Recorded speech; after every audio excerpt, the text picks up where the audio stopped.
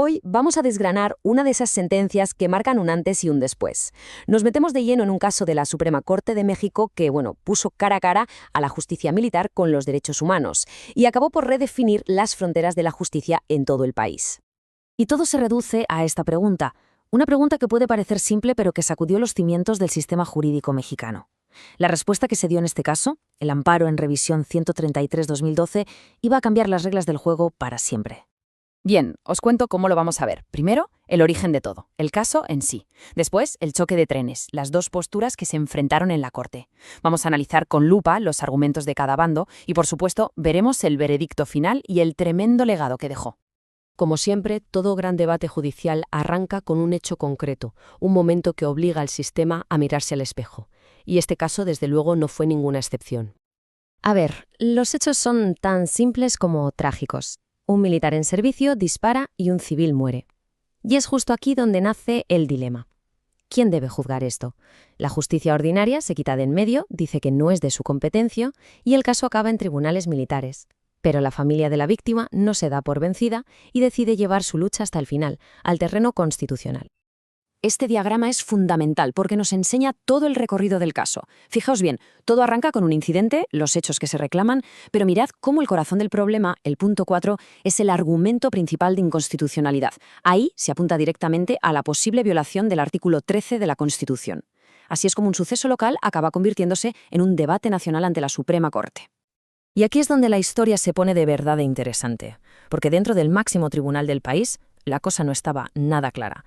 Se formaron dos bandos, con visiones radicalmente opuestas sobre qué es la justicia, qué significa la soberanía y, sobre todo, cómo se protegen los derechos humanos. El contraste es que no podía ser más evidente. Por un lado, la mayoría, en el documento final, lo que se llama el engrose, dijo: se concede el amparo, el fuero militar aquí es institucional. Pero por otro lado, una minoría defendió que el amparo ni siquiera debería haberse admitido y que la competencia era sí o sí militar. Dos caminos totalmente opuestos para un mismo hecho.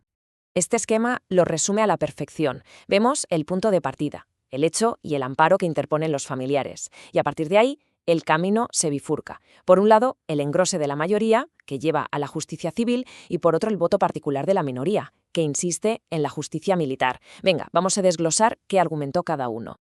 Empecemos por los que ganaron el debate, la mayoría. Su enfoque fue lo que se llama expansivo, o sea, buscaron la interpretación que más y mejor protegiera los derechos de las personas, aunque eso significara romper con una tradición de muchísimos años. Su primera herramienta fue lo que se conoce como argumento teleológico.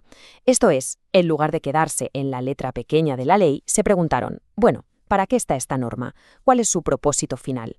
Y la respuesta fue clarísima: garantizar la protección más amplia posible de los derechos humanos, el famoso principio pro persona.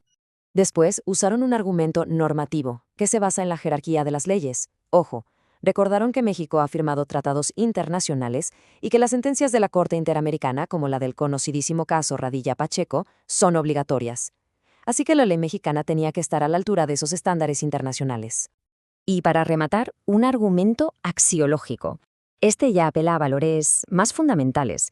La mayoría defendió que, más allá de lo que digan los textos legales, principios como la justicia y la dignidad humana exigían que un crimen contra un civil lo juzgaran sus iguales, en un tribunal civil, y no en uno militar, que está para lo que está, la disciplina interna del ejército. Esta cita del fallo es demoledora. Lo resume todo a la perfección. En pocas palabras, el fuero militar es para juzgar a militares por faltas a la disciplina militar. Punto. Para la mayoría, cualquier otra interpretación era sencillamente ir en contra de la Constitución. Venga, ahora vamos a darle la vuelta a la tortilla y ver qué respondió la minoría. Su enfoque fue justo el contrario: restrictivo, muy formalista y sobre todo defensor de la estructura legal que ya existía. Su primer gran pilar fue el argumento de autoridad. Para ellos, la fuente suprema de la ley, la única, era el constituyente mexicano, el que creó la Constitución original. La soberanía nacional, decían, está por encima de cualquier tribunal internacional. Y luego usaron un argumento lógico. Para este grupo era una contradicción total que el sistema legal mexicano tuviera que someterse a las sentencias de una corte extranjera.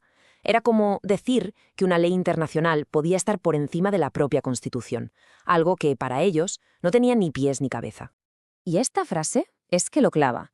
Para la minoría, las decisiones de la Corte Interamericana podían ser una guía, una recomendación, si quieres, una orientación, pero vamos, nunca una orden que estuviera por encima de lo que dictaban las leyes mexicanas. Pero atención, porque el argumento más radical de la minoría era otro. Para ellos es que todo este debate sobre derechos humanos y la Constitución ni siquiera debería haber empezado. Su problema era de forma, no de fondo. Sostenían que los familiares no tenían interés jurídico. A ver, ¿qué significa esto? Pues que según ellos, la familia legalmente no tenía derecho a cuestionar por qué tribunal juzgaba el caso. Por lo tanto, el amparo se tenía que haber rechazado de plano, sin entrar a valorar nada más. Después de esta auténtica batalla de argumentos, la Suprema Corte tenía que decidir. Y no era una decisión cualquiera. No solo iba a resolver un caso, sino que iba a sentar un precedente que marcaría el futuro de la justicia en México. Y el veredicto fue claro y rotundo. Ganó la postura expansiva, la que protegía los derechos humanos. La Corte concedió el amparo a la familia de la víctima. Este tema final resume la lógica aplastante del razonamiento que ganó. Se coge el artículo 57 del Código de Justicia Militar, se pone frente al artículo 13 de la Constitución y la jurisprudencia internacional, y la conclusión es inevitable. El fuero militar no puede meterse en casos donde la víctima sea un civil. El impacto de esta decisión fue, de verdad, monumental. Primero, dejó sin efecto una parte clave del Código de Justicia Militar. Segundo, y esto es muy importante, reconoció el derecho de las víctimas a tener voz y a exigir un juicio justo. Y tercero, levantó una barrera contra la impunidad, asegurando que los delitos de militares contra civiles se juzgue donde toca, en la justicia ordinaria. En definitiva, este fallo fue mucho más que una resolución legal. Fue un auténtico punto de inflexión, un momento en el que la filosofía de proteger a la persona le ganó la partida a la inercia de una tradición jurídica de siglos. Y todo esto nos deja con una reflexión final.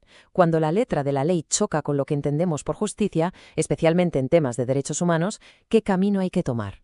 Este caso dio una respuesta muy contundente para México, pero la pregunta, desde luego, sigue abierta en todo el mundo.